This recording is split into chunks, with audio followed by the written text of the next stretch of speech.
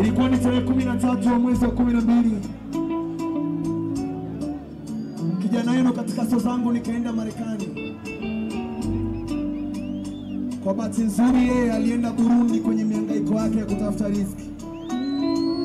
Wakati yuko Burundi kule, kuna mwana mmoja alikuwa na kama range hivi akawa na drive around. Nilipoziona zile picha zimekuwa nyingi nikashindwa kuvumilia, nikamuuliza au jamani nani? Akaniambia huyu ni kakaangu tu, ndo ametupokea huko Burundi, ndo anitembeza around. Nikamwambia poa, ina naomba. Lakini before that, mwezi mmoja alienda China. Aliniambia mume wangu mimi sina hela, nataka nijihangaishe. Nikajipiga nikapata milioni 30 nikampa, akaenda China kuchukua nguo za dukani kwake. Nisikize kwa makini, kipindi hicho sina kiwanja wala sijajenga, lakini kwa mapenzi nikajikunja nikatoa milioni